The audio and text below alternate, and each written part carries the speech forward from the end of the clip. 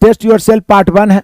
सबसे इंपॉर्टेंट है practice question के रूप में, तो ये मैंने क्वेश्चन के रूप में लिख दिया। यहां से आप सभी बच्चे फटाफट आंसर कमेंट करना शुरू करिएगा।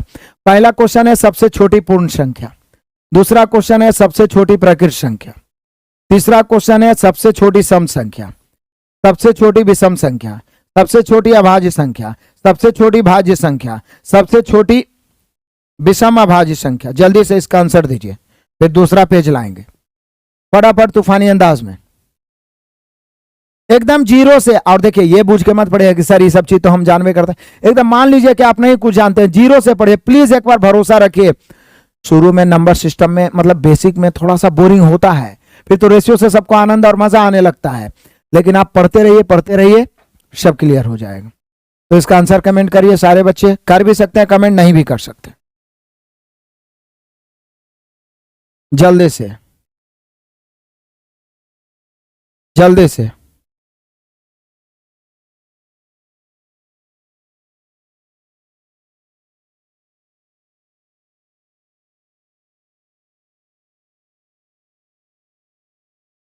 जल्दी से मेरे सारे सिरवा दो।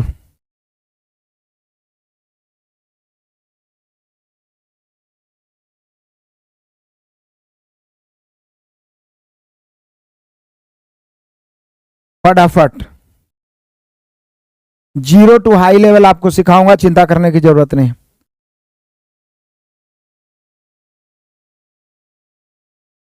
तो सारे बच्चे लगातार आंसर कमेंट कर रहे हैं।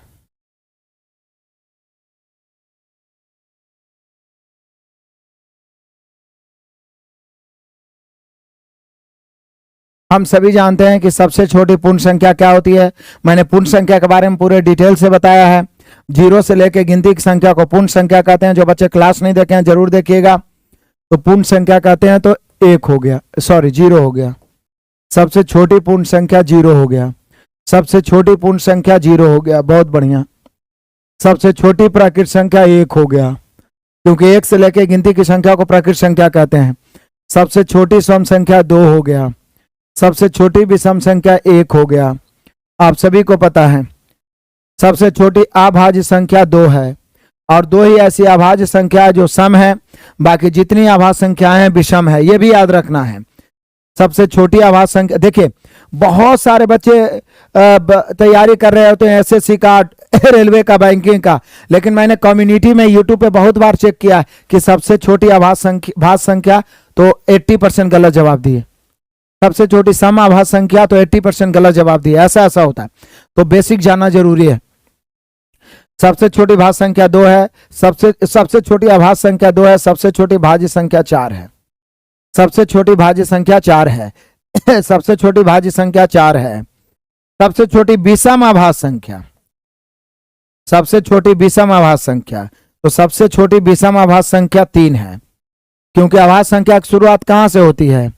अभाज्य संख्याएं जान लीजिए आप, अभाज्य संख्याएं बहुत बेहतरीन ढंग से मैंने आपको उन वीडियोज में पढ़ाए हैं।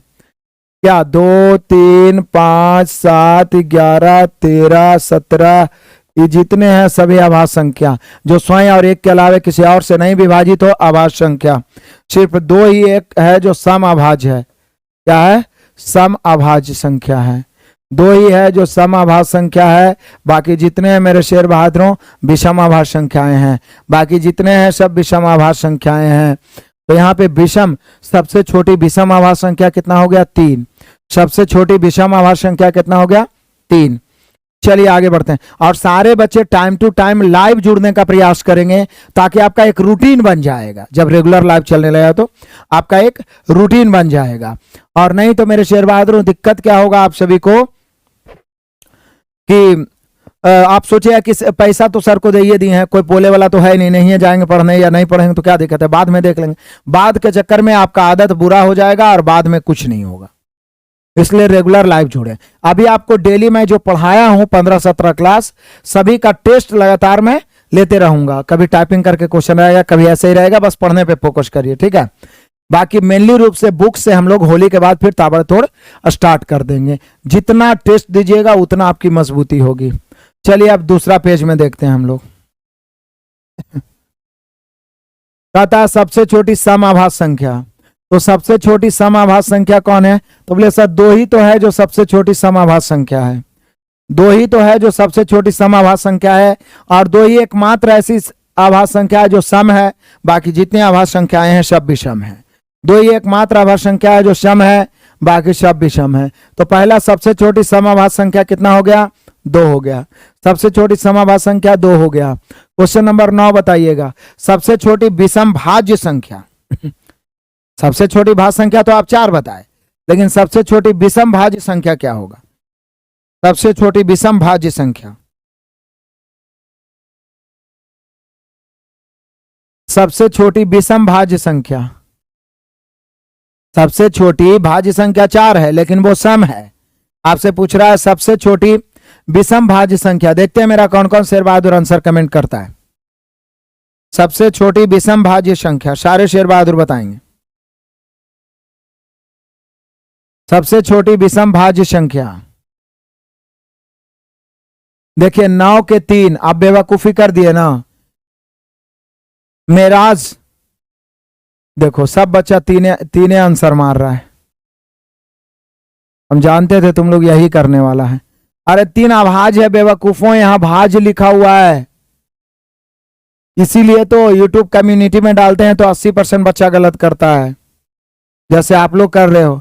अरे भाई विषम भाज्य है, 3 तो अभाज्य है, 3 तो सबसे छोटी। आपने क्या देखा कि सबसे छोटी विषम अभाज्य संख्या 3 है, तो ये भाज्य कैसे हो जाएगा?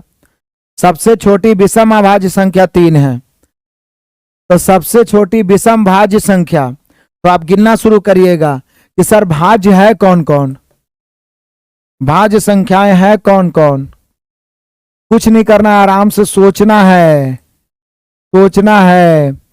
यहां पे देख लो मेरे प्यारों, सोचना। सबसे छोटी भाज्य 4 है, क्योंकि 2 और 3 अभाज्य के अंतर्गत आता है। 4 के बाद 5 तो होगा नहीं, तो 6 होगा, 6 के बाद 7 भी नहीं होगा, 8 होगा, 8 के बाद 9 होगा, 10 होगा, फिर 12 होगा, फिर 14 होगा, फिर 15 होगा, फिर 16 होगा, फिर डॉट डॉट डॉट। ये सारे भाज्य संख्याएं हैं। तो सबसे छोटी भाज्य संख्या आपने क्या देखा था? 4। और सबसे छोटी सबसे छोटी भाज्य भी बोलेगा तो 4 होगा, और सबसे छोटी सम भाज्य संख्या भी बोलेगा सबसे छोटी।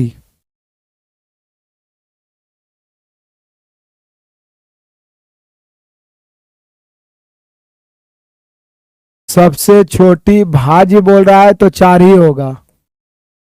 और देखो सबसे छोटी सम भाज्य संख्या भी, और आप सभी को नोट्स भी बनाना है, क्योंकि मैं जो भी पढ़ाता हूं उसका सॉल्यूशन पीडीएफ भी मिलता है। सबसे छोटी सम भाज्य जो होता है वो भी 4 होता है, लेकिन सबसे छोटी विषम भाज्य पूछ रहा है। सबसे छोटी विषम, बड़ा तो इस सब में पूछेगा नहीं, विषम भाज्य संख्या जब भी पूछेगा छोटा ही पूछेगा। विषम भाज्य संख्या कितना होगा? तो देखिए 4, 6, 8 ये सब तो सम है, तो सबसे पहले विषम कौन मिला? 9 मिला, तब से सबसे छोटी विषम भाज्य संख्या 9 है। सबसे छोटी विषम भाज्य संख्या कितना है मेरे शेर बहादुरों? तो इसका आंसर 9 हो जाएगा, सबसे छोटी। और देखिए सबसे बड़ी किसी में नहीं पूछेगा इधर, जैसे सबसे छोटी पूर्ण संख्या 0, लेकिन सबसे बड़ी पूछेगा तो अनंत, ज्ञात नहीं कर सकते। सबसे छोटी प्राकृत संख्या 1, सबसे बड़ी पूछेगा तो अनंत, ज्ञात नहीं कर सकते, इन्फिनिटी। सबसे छोटी सम संख्या 2, बड़ी नहीं पूछेगा, इन्फिनिटी। सबसे छोटी विषम 1, बड़ी नहीं पूछेगा, बड़ी अनंत होता है।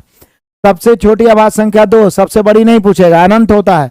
सबसे छोटी भाज्य संख्या 4, सबसे छोटी विषम भाज्य संख्या अभाज्य संख्या 3, सबसे छोटी सम अभाज्य संख्या 2, और सबसे छोटी विषम भाज्य संख्या 9।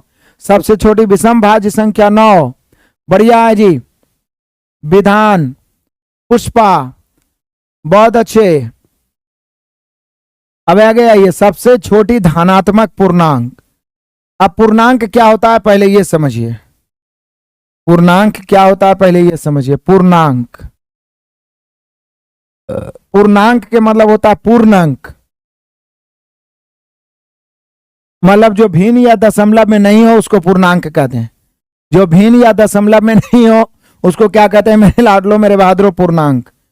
मतलब देख लो, ये 0 जो है एक पूर्णांक है। 0 क्या है? एक पूर्णांक है। जीरो से आगे बढ़ेंगे, 1 है, 2 है, 3 है, 4 है, 5 है, डॉट डॉट डॉट। ये जो होता है धनात्मक पूर्णांक होता है, ये जानना जरूरी है क्योंकि अब सीरीज वाला से हम टेस्ट लेंगे, सीरीज भी पढ़ाए हैं ना, तो उसमें हम लिखेंगे कि प्रथम 100 धनात्मक पूर्णांक। मैं भी सही बनाया हूं सर रोहित, बहुत बढ़िया बात। तो धनात्मक पूर्णांक ये धनात्मक हो गया, ये न्यूट्रल होता है, उदासीन जिसको बोलते हैं। इस पर ना पॉजिटिव चार्ज होता है ना निगेटिव चार्ज, ये उदासीन पूर्णांक होता है, न्यूट्रल। तो 0 एक उदासीन पूर्णांक है, ठीक है। यहां पर -1, -2, -3, -3 डॉट डॉट डॉट। तो ये सभी जो हो गया, ये सभी ये ऋण पूर्णांक है, ऋण पूर्णांक। मतलब आप कह सकते हैं उधर पॉजिटिव इंटीजर है, इधर निगेटिव इंटीजर है, पॉजिटिव इंटीजर है, निगेटिव इंटीजर है। तो ये संख्या रेखा को ध्यान रखना है। 0 उदासीन पूर्णांक है, 1 2 3 4 5। कभी कभी बोलेगा प्रथम 100 धनात्मक पूर्णांक का औसत ज्ञात करिए, प्रथम 100 धनात्मक पूर्णांक का योगफल ज्ञात करिए। आगे मैं आपको टेस्ट में दूंगा क्वेश्चन। इधर ऋणात्मक, तो ऋणात्मक माइनस इधर इंफिनिटी तक। तो यहां पे देखिए क्या पूछ रहा है, पूछ रहा है सबसे छोटी धनात्मक पूर्णांक। तो सबसे छोटी धनात्मक पूर्णांक 1 होगा, क्योंकि धनात्मक इधर से शुरू हो गया, इधर से 1 से शुरू होता है धनात्मक। तो सबसे छोटी धनात्मक पूर्णांक 1 होगा, सबसे छोटी धनात्मक पूर्णांक 1 होगा। सबसे बड़ी धनात्मक पूर्णांक पूछ भी नहीं करेगा, सबसे छोटी धनात्मक पूर्णांक 1 होगा, सबसे छोटी धनात्मक पूर्णांक 1 होगा, सबसे छोटी धनात्मक पूर्णांक 1 होगा। चलिए आगे बढ़ जाइए। सबसे बड़ी ऋणात्मक पूर्णांक, तो सबसे बड़ी ऋणात्मक पूर्णांक -1 होगा, सबसे बड़ी ऋणात्मक पूर्णांक। बाकी जितना ऋणात्मक पूर्णांक है इससे छोटा, -2, -3, क्योंकि जितना पीछे जाएंगे छोटा, -4, -5, -6 छोटा होते चला जाएगा, ठीक है। तो सबसे बड़ी ऋणात्मक पूर्णांक -1 होगा। सबसे छोटी ऋणात्मक पूर्णांक नहीं पूछ सकता है क्योंकि -इंफिनिटी हो जाएगा। इस पॉइंट को समझिए, सबसे छोटी धनात्मक पूर्णांक पूछेगा 1 होगा, सबसे बड़ी धनात्मक पूर्णांक नहीं पूछ सकता है क्योंकि अनंत तक प्लस में जाएगा। सबसे बड़ी, क्योंकि जैसे जैसे माइनस में छोटा रहेगा वो बड़ा होगा, जैसे बड़ा होते जाएगा वो छोटा। तो सबसे बड़ी ऋणात्मक पूर्णांक -1 होगा, सबसे बड़ी ऋणात्मक पूर्णांक -1 होगा, सबसे बड़ी ऋणात्मक पूर्णांक -1 होगा, सबसे बड़ी और सबसे छोटी ज्ञात नहीं कर सकते हैं। इतना तक समझने में किसी को दिक्कत हुआ है तो बताइए। और ये 12 और 13 का देखते हैं कौन कौन शेर बहादुर आंसर देता है, क्योंकि ये भी मैंने आपको बताया सह अभाज्य युग्म और अभाज्य युग्म अभाज्य संख्या, ये दोनों अलग अलग क्वेश्चन है और बड़ा VBI है, पूछता भी बार बार है। तो ये बार बार पूछता भी है मेरे शेर बहादुरों, तो बड़ा VBI है, बार बार पूछता भी है, बड़ा VBI है, बार बार पूछता भी है।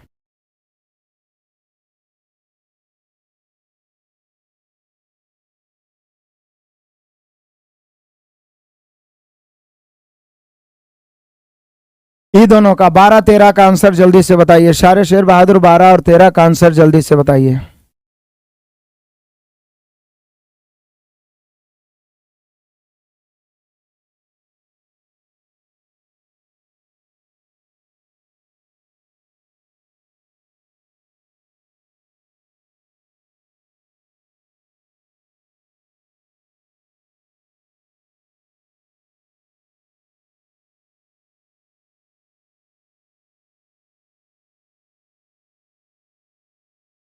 ग्यारह का अनंत होगा, ये कुछ बोल रहा है 11 का अनंत। अरे भाई कौन बोल रहा है 11 का अनंत होगा? MD मेरा तुमको समझ में नहीं आया। यहां बोल रहा है सबसे बड़ी ऋणात्मक पूर्णांक, तो -1 के ना बड़ा होगा, बाकी तो -2। तो बताओ -2 बड़ा होगा, वो छोटा होते नहीं चल जाएगा, -3 और छोटा हो जाएगा, -4 और छोटा हो जाएगा, फिर -5 और छोटा हो जाएगा, -6। धीरे धीरे जैसे पीछे जाएंगे अनंत तक तो निगेटिव हो जाएगा। यदि पूछता कि सबसे छोटी ऋणात्मक पूर्णांक तो अनंत हो जाता, लेकिन -इंफिनिटी। यदि पूछता सबसे छोटी ऋणात्मक पूर्णांक, तो ये ज्ञात नहीं कर पाएंगे क्योंकि -इंफिनिटी हो जाएगा, -इंफिनिटी। लेकिन सबसे बड़ी ऋणात्मक पूर्णांक -1 है, जैसे यहां लिख देंगे हम -4, -3, -2, -1। तो बताइए कौन बड़ा होगा? गजब, क्लियरिटी नहीं दिख रहा है तो इकबाल जी आप क्वालिटी को ऊपर नीचे करिए ना, सबको दिखेगा। दिख रहा है क्लैरिटी सबको?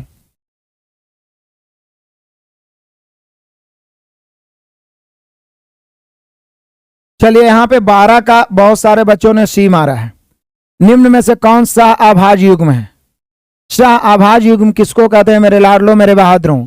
तो दो संख्याओं का वैसा जोड़ा जिसका मासा एक हो, मतलब जिसमें कुछ भी कॉमन नहीं हो, जिन दो संख्याओं में कुछ भी कॉमन नहीं हो वो सहअभाज्य युग्म कहलाता है। दो संख्याओं का वैसा जोड़ा, वो अभाज्य हो चाहे भाज्य हो, ऐसा नहीं कि सहअभाज्य लिख रहा है तो केवल अभाज्य होगा, अभाज्य हो चाहे भाज्य हो, लेकिन वो दोनों एक दूसरे को नहीं काट पाए, वो दोनों एक दूसरे को नहीं काट पाए तो वो आपस में सहअभाज्य हो जाता है, वो आपस में सहअभाज्य हो जाता है। तो ये सारा कॉन्सेप्ट मैंने एक एक लाइन पढ़ाया, बड़ा मेहनत से। उस 17 क्लास कराने में बड़ा मेहनत लगा है, इसलिए सभी बच्चे उस 17 क्लास को जरूर देखेंगे। तो यहाँ पे आप देख रहे हैं इसका क्वेश्चन 4 और 8, तो ये तो कट रहा है, एक दूसरे को काट रहा है। 2 12 2 कॉमन है, 9 45 कट रहा है, ये 8 और 9, 8 भाज्य है 9 भी भाज्य है, लेकिन ये दोनों आपस में सहअभाज्य है। इसलिए है क्योंकि दोनों में कॉमन एक है, दोनों में कॉमन एक है, दोनों एक दूसरे को नहीं काट सकता है, और कोई ऐसा कॉमन भी नहीं है जो दोनों को काट सकता है, तो इसलिए हमारा सी हो जाएगा। बहुत बढ़िया, शाबाश। 13 का भी बहुत सारे बच्चे आंसर दे रहे हैं, तो 13 देखिए मैं बताता हूं चालाकी से कि 12 और 13 में है क्या। निम्न में से कौन युग्म आभाज्य संख्या है? ये को सहअभाज्य युग्म हुआ, तो सहअभाज्य युग्म में कोई जरूरी नहीं है कि अभाज्य संख्या रहे। सहअभाज्य युग्म में कोई जरूरी नहीं है कि अभाज्य संख्या रहे, वो भाज्य संख्या भी रह सकता है, लेकिन बस दोनों में कोई रिलेशन ना हो, दोनों में कुछ कॉमन ना हो, दोनों एक दूसरे को ना काटे, तो 8 9। लेकिन ये जो युग्म आभाज्य संख्या, ये बड़ा इंपॉर्टेंट है, पिछला दफा भी पूछा गया था। ये युग्म आभाज्य संख्या जो है बिल्कुल VVI सुपरस्टार है। युग्म, युग्म मतलब जोड़ा, आभाज्य संख्या मतलब ऐसा आभाज्य संख्या का जोड़ा, युग्म, या कभी कभी इसको जानते हैं क्या कहता है, इंग्लिश में लिख देगा ट्विंस, ट्विंस, इसी को लिख देता ट्विंस प्राइम नंबर, या इसी को लिख सकता है जुड़वा आभाज्य संख्या। ठीक है, इसी को लिखता है, जो लिखता है उस लैंग्वेज का प्रयोग करिए।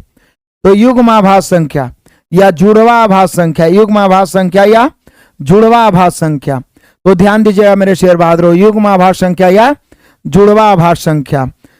5 और 11 दोनों अभाज्य है, लेकिन ये युग्म आभाज्य संख्या नहीं कह सकते। युग्म आभाज्य संख्या वो होता है, मैंने आपको लिखाया भी है, कि जो रेगुलर विषम संख्या हो, रेगुलर विषम भी हो और अभाज्य भी हो।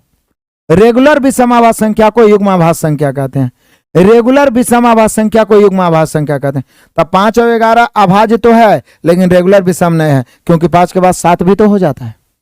तब 5 7 रहता है तो हो जाता, 5 7 रहता तो रेगुलर विषम, मतलब वैसे आभाज्य संख्या जिसके बीच का अंतर 2 हो, वैसी आभाज्य संख्या जिसके बीच का अंतर 2 हो, वो युग्म आभाज्य संख्या होता है या ट्विंस प्राइम नंबर होता है। युग्म आभाज्य संख्या या ट्विंस प्राइम नंबर, युग्म आभाज्य संख्या या ट्विंस प्राइम नंबर, युग्म आभाज्य संख्या या ट्विंस प्राइम नंबर। कहने का मतलब हुआ मेरे शेर बहादुरों कि वैसी आभाज्य संख्या, ध्यान दीजिएगा, वैसी आभाज्य संख्या जिसका अंतर 2 हो।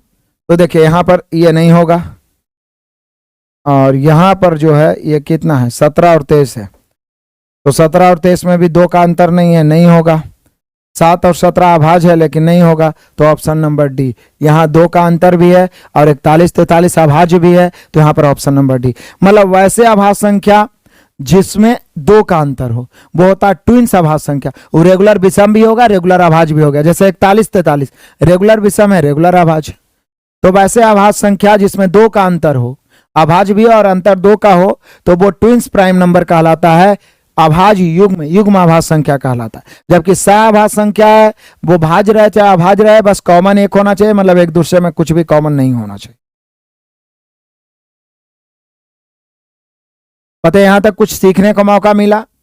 ईमानदारी पूर्वक मैं फिर से बोल रहा हूं कि जो बच्चे हमारे नंबर सिस्टम का क्लास नहीं देखें, वो एकदम 1 2 3 क्लास डेली कर करके 17 क्लास को नोट्स बनाते हुए, कॉपी पे नोट्स, हम लोग बचपन में पढ़ने में ठीक ठाक इसलिए थी मेरे शेर बहादुरों, क्योंकि हम लोग फूल पत्ती से सजा सजा के नोट्स बनाते थे। आज नहीं बनाते हैं। नोट्स बनाना रिवीजन का बहाना होता है, इसलिए आप सभी बच्चे नोट्स बनाइए, सभी बच्चे नोट्स बनाइए। और हो सके तो फोटो खींच के अपलोड भी करने का आपको ऑप्शन देंगे, ताकि आप एप्लीकेशन पे अपलोड करिएगा, हम चेक कर लेंगे कि कौन कौन बच्चा रियल में बताया। तो यहां तक किसी को दिक्कत परेशानी है तो बताइए। नहीं ना? तो मजा आ गया। आज के टेस्ट में किसका कितना सही हुआ, आनंद आ गया। कल के लिए टेस्ट के लिए मैं थोड़ा सा होमवर्क टाइप के लिख देता हूं, और बाकी हम लोग अभी थोड़ा छोटा छोटा ही क्लास लेंगे। फिर होली बाद हम लोग का रेगुलर बुक से चलेगा ना, तो 1 घंटा 1.5 घंटा का क्लास चलते रहेगा। तो ये मैं लिख देता हूं।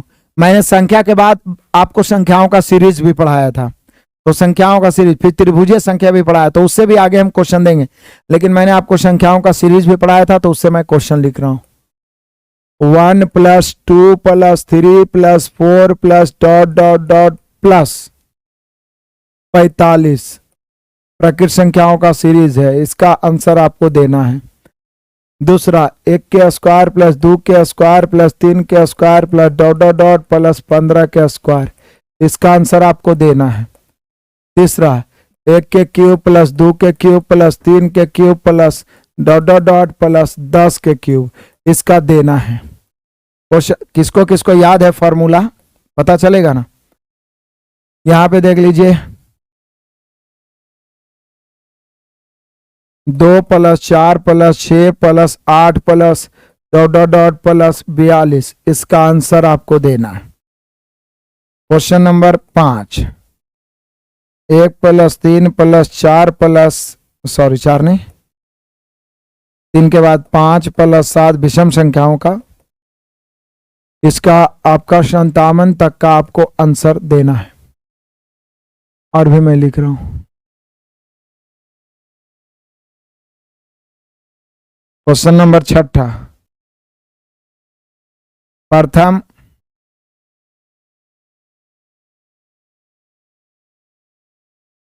40 विषम संख्याओं का योग।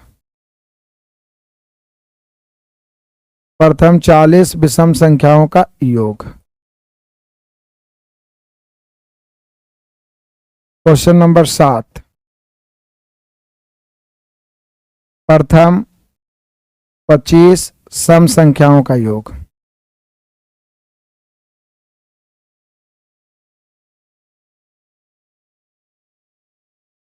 और भी मैं क्वेश्चन लिख रहा हूं यहां पे, ये हुआ ना?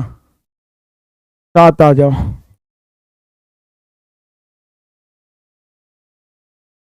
सौ से कम सभी विषम संख्याओं का योग। 100 से कम सभी विषम संख्याओं का योग। क्वेश्चन नंबर 8, 50 तक के सभी सम संख्याओं का योग। 50 तक के सभी सम संख्याओं का योग। सारे बच्चे कॉपी पे नोट करेंगे। और ये टेस्ट योरसेल्फ पार्ट 2, ये आपका होमवर्क रह गया नेक्स्ट डे के लिए। होमवर्क है, इसको बना के आना है, पीछे वाला रिवाइज कर लेना है, इसको बनाना है, फिर मैं इसको बताऊंगा। और फिर अगला दिन भी कम से कम 30-40 क्वेश्चन का हो सके तो टाइप करवा के मैं आप सभी से टेस्ट लूंगा। इसलिए मैं फिर से बोलूंगा कि जो मैंने क्लास पहले से उस पर अपलोड कर रखा है नंबर सिस्टम का, वो सारे क्लास को मेरे शेर बहादुरों आप बढ़िया से 1 बार नहीं तो 2 बार 3 बार देखिए। अभी मौका भी है, मतलब आप कह सकते हैं कि जब बुक स्टार्ट हो जाए तो हो सकता है आपको मौका नहीं मिलेगा। इसलिए कल पे काम नहीं टालिए, जब भी होमवर्क मिले पूरा क्लियर करते चलिए। नहीं तो मान लीजिए बहुत सारे बच्चे ये चैप्टर बढ़िया से नहीं पढ़ते हैं, अब अगला चैप्टर से ठीक से पढ़ेंगे, अगला चैप्टर से ठीक से पढ़ेंगे। इसके वजह से वो सारे टीचर के पास पढ़ लेंगे, लेकिन उनका मैथ कभी कंप्लीट होने वाला नहीं है। इसलिए आज का काम आज ही समाप्त करिए और टेंशन मुक्त रहिए। आज का काम आज ही समाप्त करिए, टेंशन मुक्त रहिए। पहले आपका पढ़ाई है। यदि आपको जल्दी जॉब करना है, तो यदि 40 साल तक पढ़ते रहना है तो पढ़ते रहिए। जल्दी सिलेक्शन लेना है तो पहले पढ़ाई, चाहे कोई दुनिया का काम कुछ कह दे, उसके बाद कोई दूसरा काम करेंगे। तो पहले आपको पूरा कर लेना है, पूरा 17 क्लास जो मैंने दिया है उसका एकदम एक एक पॉइंट्स का नोट्स होना चाहिए, कॉपी होना चाहिए, पूरा बनाते हुए एक एक पॉइंट्स को समझते हुए। उसके बाद ये मैं टेस्ट दे रहा हूं अभी, और फिर 1000 क्वेश्चन का किताब से सॉल्यूशन कराऊंगा। पूरा बेसिक मजबूत हो जाएगा। एक बार बेसिक मजबूत हो गया मेरे शेर बहादुरों, फिर मैथ आपके सामने थर थर कांपेगा, थर थर कांपेगा। क्योंकि जो रेशियो का मेथड होगा, जो एवरेज का मेथड होगा, जो परसेंटेज का मेथड होगा मेरे शेर बहादुरों, वो निश्चित रूप से बच्चे गधे भी समझ जाएंगे। बच्चा तो आप लोग जीनियस हैं, जो मैं कॉन्सेप्ट बताऊंगा वो गधे भी समझ जाएंगे। आप तो जीनियस हो, आप तो जीनियस हो मेरे शेर बहादुरों, आप जरूर समझोगे। और लेकिन कैलकुलेशन फास्ट रहना चाहिए, क्योंकि अभी जो कंपटीशन है ना, वो गधे की नहीं घोड़े की रेस है, घोड़े की रेस है। इसलिए आपको तेज दौड़ना होगा, और तेज दौड़ने के लिए मेरे शेर बहादुरों निश्चित रूप से आप सभी को क्या करना होगा कि ज्यादा से ज्यादा प्रैक्टिस करना होगा। इसलिए आप 17 क्लास का नोट्स बनाइए। बाकी तो मैं टेस्ट ले ही रहा हूं। फिर बुक से 1000 बेसिक कैलकुलेशन, जोड़ घटा, गुना भाग, सिंप्लीफिकेशन, एलसीएम सब हो जाए तो बेसिक मजबूत हो जाएगा। फिर तो धड़ाधड़ ratio, average, percentage, profit loss, SI, CI, time distance, boat stream सब खत्म कर देंगे। फिर मजबूत रहेगा ट्रिगोनोमेट्री, ज्योमेट्री सब मजबूत हो जाएगा। समझ रहे हैं ना? आपको सिलेक्शन चाहिए, बेवकूफी नहीं करना है। क्लियर है सारे बच्चे? मिलते हैं तो इसको बना लेना है। अब अगले क्लास में हम लोग मिलते हैं कुछ और नया लेकर के, टेस्ट के रूप में ही। आप उन सभी क्लास को कंप्लीट करिए, एक बार नहीं, 2 बार 3 बार। ठीक है, मिलते हैं अगले क्लास में। तब तक के लिए धन्यवाद। Best of luck, God bless you.